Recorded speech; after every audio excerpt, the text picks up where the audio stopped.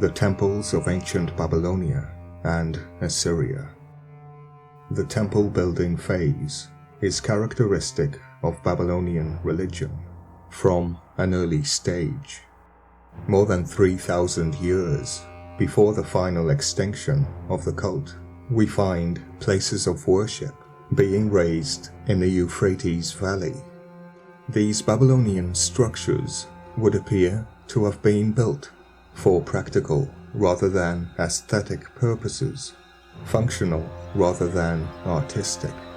No, they were not designed to bring about beauty, but rather the fear of the gods. And in the early part of the temple building epoch, they were of the crudest description, mere rude structures of brick, without any attempt at archaeological elaboration.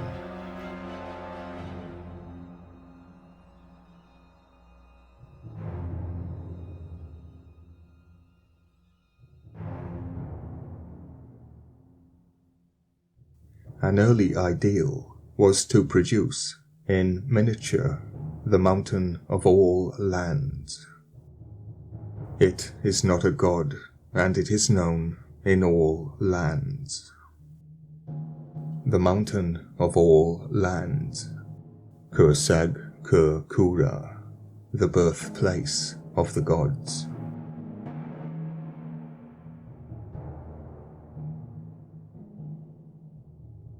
And to this end, the temple was erected on a mountain-like heap of earth, the mound.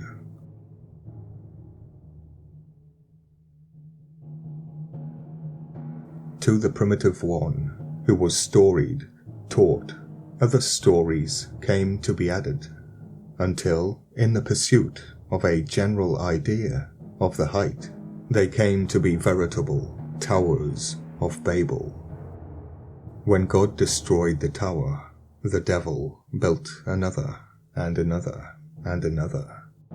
These towers of Babel, the triple gate of God, were built to aspire to reach the heavens. These Ziggurats, or staged towers, as they have been called, were built of brick, and were quadrangular in form, their four sides facing the north, south, east, and west, respectively. Their sombre and unlovingly appearance was relieved at some extent by the use of brilliant colourings, similar to loo, light, bright, shining, which is used to conceal treachery, lies, and deceit. And again, the clay used to form the temple, clay, loam, mud, tablet, wind, direction, weather, storm, cloud, rain, identifying a divine storm bird, the lion-faced demon, who stole the tablet of destiny and hid it on a mountain top.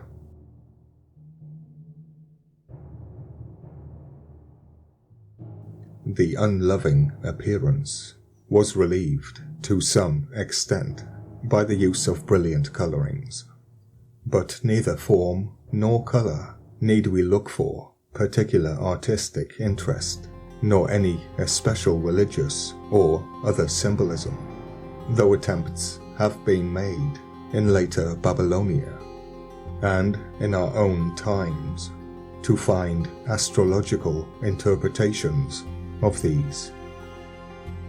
By and by, the ziggurat came to be more of a high place than a temple.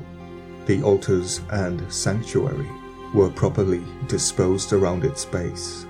With this development of the temple area, a new phase was inaugurated. Huge courts were built for punishment, supported by brick columns representing the world tree, and also the site of punishment, and enclosing all the various buildings connected with the cult of the deity to whom the temple was dedicated.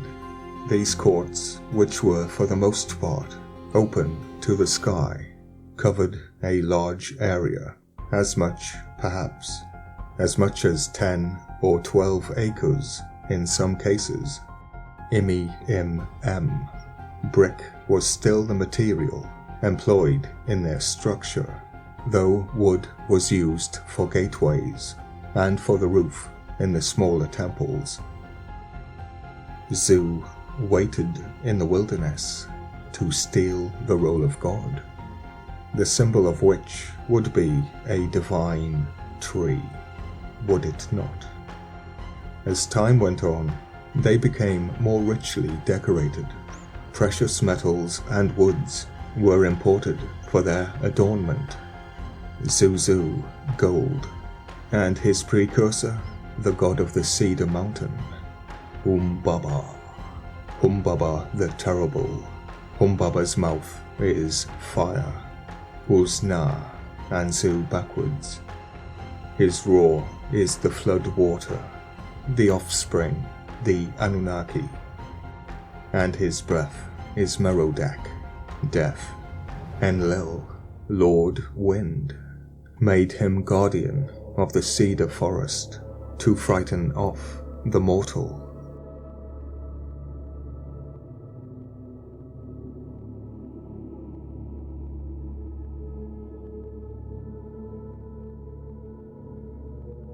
Metals and wood were imported for their adornment, and draperies and colored bricks with more or less aesthetic intent. This would be the evolution of the Sumerian tree from Babylon to Assyria. In some Assyrian temples, stone columns were used.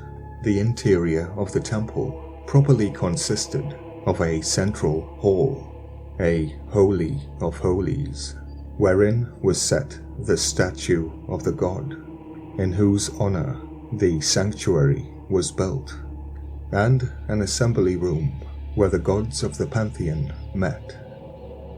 The temples of Babylonia resembled closely those of ancient Mexico and Central America, for just as the Chaldean, and possibly Celtic, as they share the same root.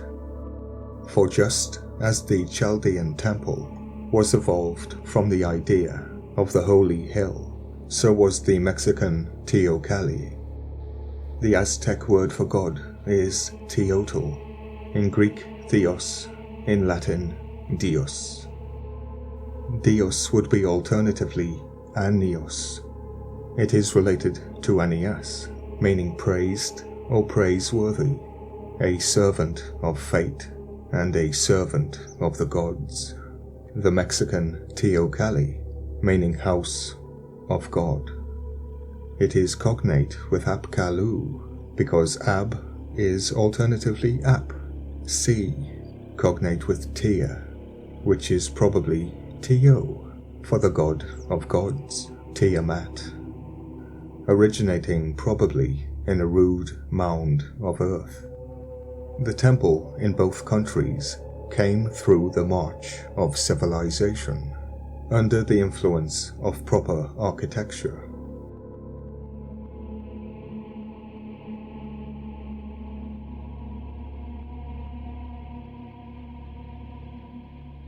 In America, there are many links in the chain of the evolution between the rude earth mound and the carven Teocalli. But in the case of Babylonia, we have only inference to support the theory of such a development.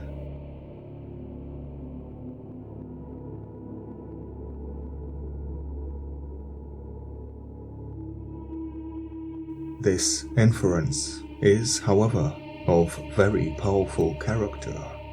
Thank you. Commencing probably with a one-story structure, like the legend of Zu, which is the foundation for the Enuma Elish. Without Zu, there is no foundation, there is no reason for Marduk, Merodach, to become the head of the pantheon. The Enuma Elish, when on high, is 8 tablets not 7. The first tablet is ignored by translators, split asunder, cleft in 2, commencing probably with a 1-story structure.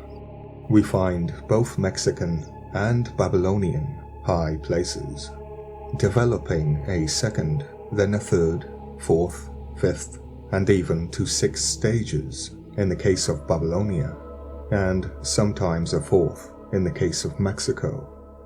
It's worth noting that some of the Aztec temples go deeper underground, and some to a mysterious pit of mercury, whose symbol I have on both hands. A sharp distinction must be drawn between the Egyptian pyramid and the temples of Babylonia and Assyria. The Pyramid of the Nile country was undoubtedly developed from the grave mound, the cairn. It is the burial place of a monarch, and has nothing whatever to do with religious worship. These locations would be known as the dragon lines, and that is why it is said that one meets the devil at the crossroad. The Ziggurats of Babylonia and the Teocallis of Mexico, as their names imply, were unquestionably religious in origin, and had nothing whatsoever to do with burial. This work was written by Lewis Spence 4 years before the excavation, where no burial place was found within the pyramid. So it is quite possible that the pyramid of ancient Babylonia and Teocalli mirror the ziggurat. But one essential difference there was between them, and that is that whereas Mexico, the Teocallis, seldom possessed interiors, this was very frequently the case with the temples in Babylonia. It is true that the Mexican temples had attached to them buildings called Teopan, but these appear to have been dwelling places for the various grades of priests. In Babylonia, on the other hand, another description of residence arose. This temple was apart, separated from the ziggurat or tower. Most Babylonian cities had a definite religious quarter, and excavations have made us familiar, to some extent, with the plan and appearance of these. Perhaps the best known example is that at Nippur, the extent of which appears to have been 16 acres. Oh, a square mile. I have no idea what that could relate to. The priest of Babylon was also the banker. That is, if you replace the B with a W. But again, that would be true, wouldn't it, my little drinkers of ambrosia? A large court was lined with brick columns, and when excavated, was found to have supported a wooden roof. Close to this was the building in which temple records were kept.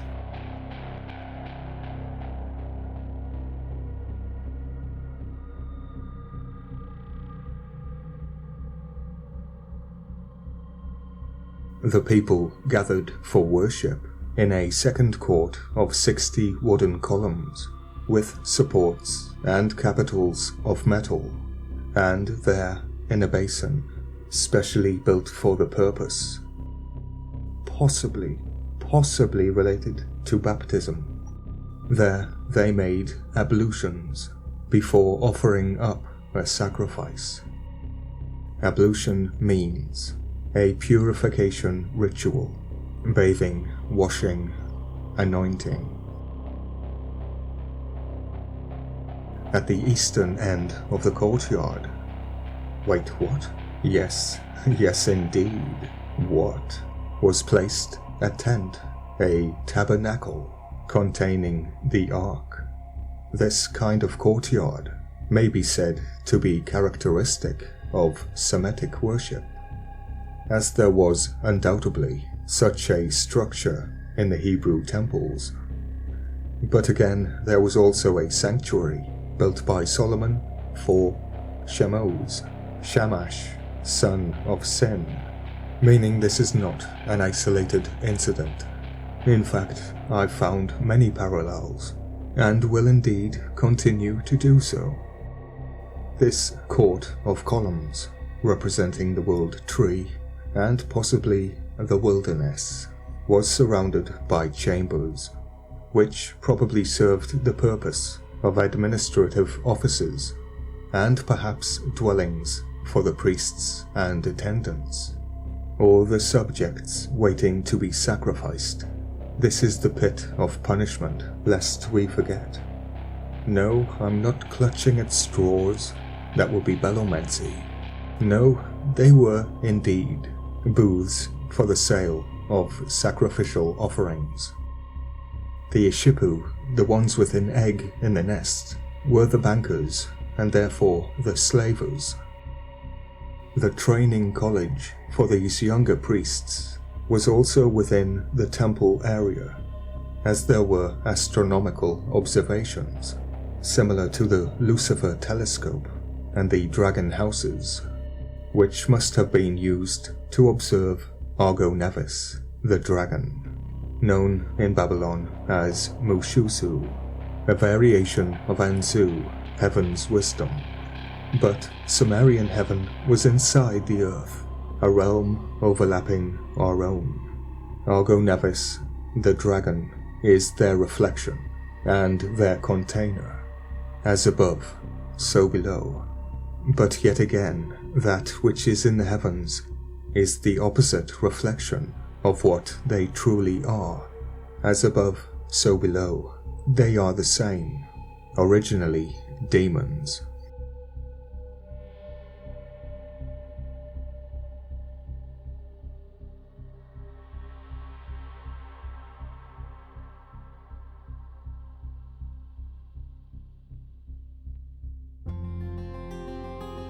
And all around these astronomical observations gathered the learned, for example, the nobility of the district. Do not blame the people, keep your all-seeing eye fixed upon the nobility, just as they did at the temple in Jerusalem, to dispute concerning religious matters, and to split theological hairs. The Babylonian priests were also the lawyers, bankers, and wankers of their period. These men could have a period. And the courts of justice were probably close to the temple. Many of these religious areas, as for example those at Babylon, Nippur, Sippar, and Ur, must have been so extensive as to have constituted what were in reality sacred cities, a sanctuary city, where sacrifices were allowed to be made. Trickery. This is not just ancient Babylon, as the zodiac can be aligned with many modern cities, especially Washington, and lose dominion. My own capital, London. London is built upon the clay ground and has a square mile with dragons at each corner. A square mile which appears to have been ritually burnt in order for the wankers of England to excel.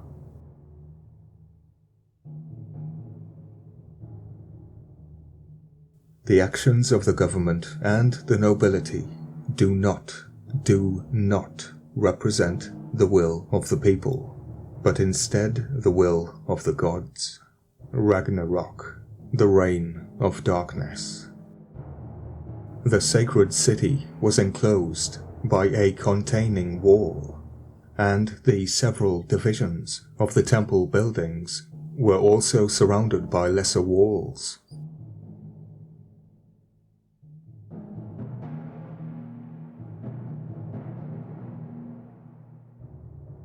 I find that similar to Pazuzu, the host of the lesser spirits, both of which were formed from clay, alternatively a divine storm bird.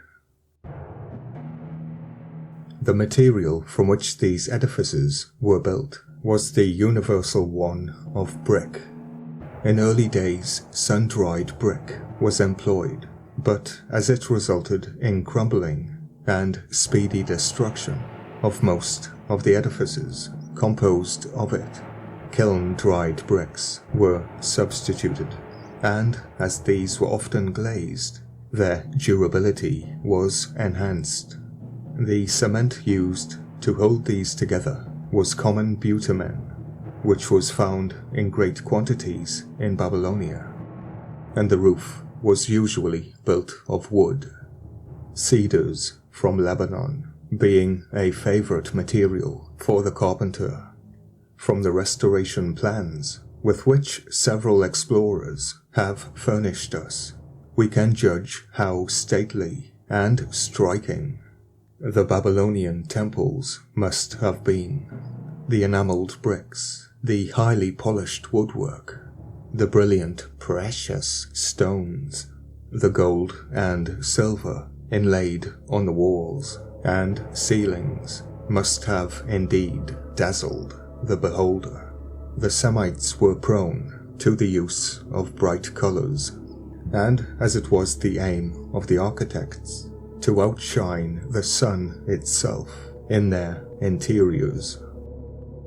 Eclipsing the sun sounds familiar, from which we can judge the effect. Draperies and rugs were probably also lavishly used. The wooden gates were overlaid with bronze in high relief. Passing through them, the worshipper must have been deeply affected by the wonderful play of color and shadow combined in the interior. The vastness of length and height would inspire him with deep awe, and the curtain screening of the Holy of Holies would be for him the boundary between the human and the divine. Stormbird. Behind this curtain was probably the statue of the god, and the chamber which contained this was known as Papaku, which means shut off, a word which must be translated in ancient Sumerian. In all probability, no one had access to it but the king and the high religious officials. It was hidden from plain sight, probably because it was the evolution of Pazuzu. And if it was hidden Amun, then they did not know what they were worshipping. No, for that they'd need faith. This location was indeed the Holy of Holies, the home for the god of the gods. A stone tablet found at Sippar, meaning Bird City, represents the god Shamash, the son of Sin, seated in such a chamber. He is sitting on a low throne, and before him is an altar containing a symbol of the sun god. A monarch and a priest stand before him. The decoration of such a chamber was lavish in the extreme. The floors, walls, and ceilings were inlaid with precious stones, and in some cases, as that of Merodach, the replacer of Pazuzu. In the Temple of Babylon, the statue and the altar in front of it were made of solid Zuzu, gold, today known as sweet baby ink, the protectors over children. In the gaming industry, of course. Don't forget in-game ads provided by Enki.io, or alternatively Anzu in-game ad applications. We are told, but do we listen? The daemon within Pazuzu is also the root for AI. And don't get me started on Api, the bull of heaven, the variation of Anzu. The application programming interface refers to any software with a distinct function. This interface can be thought as a contract between two applications, and identical to divination. This contract defines how the two communicate, using requests and responses, allowing the two applications to talk to one another. Api is the ball of heaven. Now do correct me if I am wrong, but those would indeed be applicable to the ancient mystery.